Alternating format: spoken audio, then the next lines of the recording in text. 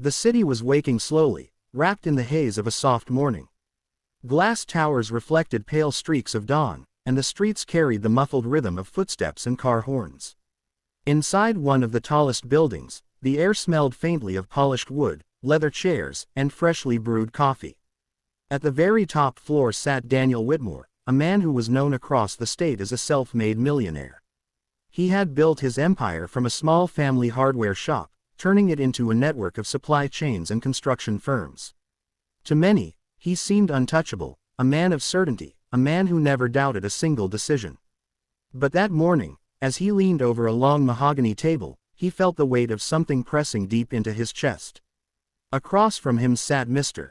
Harland, a man in an expensive suit, with slicked back hair and a smile that never seemed to reach his eyes. Papers were spread across the table, neat and official. Harland tapped one of them with a gold pen. "This contract," Harland said smoothly, "is your golden key, Daniel. Sign this, and you'll double your fortune in less than a year. No risk, just opportunity." Daniel studied the papers. His wealth had always been tied to honesty, to building something that lasted. Yet, in recent months, whispers of decline had reached him. Costs were rising. Deals were faltering. This paper seemed to promise relief, and more than that, a new wave of growth. But why did it feel wrong? The silence in the boardroom was broken only by the faint hum of the air conditioner. It was then that the door at the far end of the room creaked softly open. A woman stepped in, carrying a bucket and a worn mop. Her gray uniform looked slightly too big for her small frame, and her shoes squeaked as she moved. She kept her head bowed, eyes lowered. She was just the cleaning lady. Her name was Margaret, though few in the building ever used it. To most, she was invisible, a shadow moving silently between offices. She began wiping down the side counter, careful not to interrupt. But as she glanced up, her eyes fell on the papers spread before Daniel. Something in her expression shifted: fear, recognition, a sudden urgency. Margaret's hands trembled slightly as she wrung out her cloth. She stepped closer, her voice barely more than a whisper. "Don't sign this." Daniel looked up sharply. Harland frowned, his smile faltering for the first time. "What did you say?" Daniel asked softly. Margaret swallowed hard. She knew her place. She wasn't supposed to speak. She wasn't supposed to interfere. But something deep inside her pushed past fear. She leaned closer, lowering her voice. "Don't sign, please. It's not what it looks like." Harland's face darkened. "This is absurd," he snapped. "You're going to take advice from the cleaning staff. Daniel, let's keep this professional." But Daniel's gaze lingered on Margaret. There was something steady in her eyes, something honest. He could sense no hidden motive, no benefit for herself. Just a warning, raw and unpolished. "Tell me," Daniel said gently.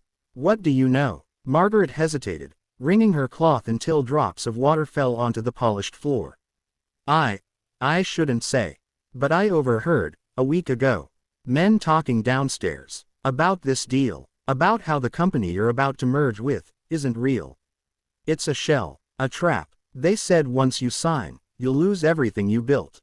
All of it." The room grew very still. Harland stood quickly, trying to cover his irritation with forced laughter. "Daniel, this is ridiculous. You're letting gossip and janitors decide the future of your business. Come on, you know better." But Daniel didn't answer right away. His mind was turning, heavy with thought. He remembered the unease in his chest. The way every word on the paper seemed to glisten too brightly, like bait dangling in the water. Margaret's whisper had only given shape to what he already felt. Slowly, Daniel set the pen down. "I won't sign." The words fell like a stone into the silence.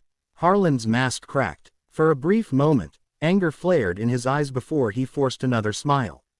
"Fine, have it your way, but you're making a mistake you'll regret." He gathered the papers quickly, snapping them into his briefcase, and left the room without another word. The heavy door clicked shut. Daniel exhaled, long and slow, as if he had been holding his breath for hours. He turned to Margaret, who stood frozen, clutching her mop like a shield. "Why did you tell me?"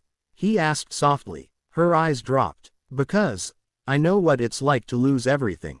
Years ago, my husband trusted the wrong people, signed the wrong papers. We lost our home. I couldn't stop him then.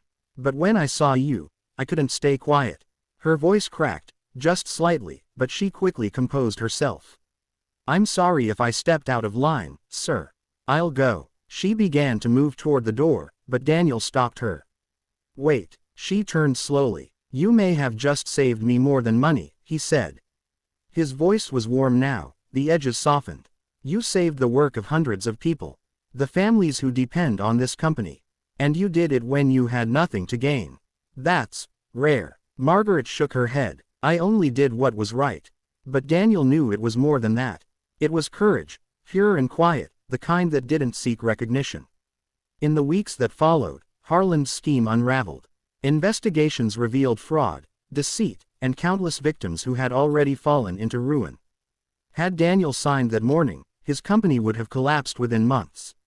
But he hadn't. Because of a whisper. Because of Margaret. And so, Daniel made a decision that surprised everyone. At the next company meeting, in front of his board, his managers, and his staff, he called Margaret onto the stage.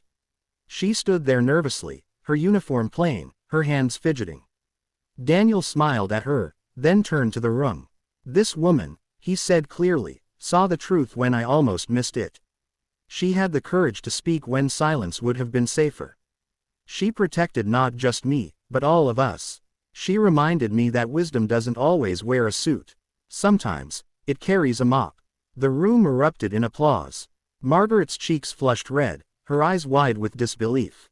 Daniel continued, from this day forward, Margaret will no longer clean our halls. She will work by my side, in an office, with a proper title. She has earned a place where her voice will always be heard. Gasps filled the room. Some were shocked, some inspired. But all of them felt the truth in his words. Margaret wiped at her eyes, trembling.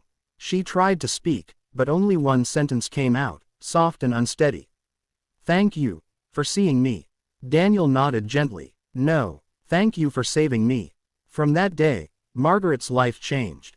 She still carried her humility, still moved with quiet grace. But now, when she walked through the building, people looked up. They saw her. They greeted her by name. And Daniel, every time he picked up a pen, remembered the whisper that had kept his empire standing. A whisper from a cleaning lady who refused to be silent.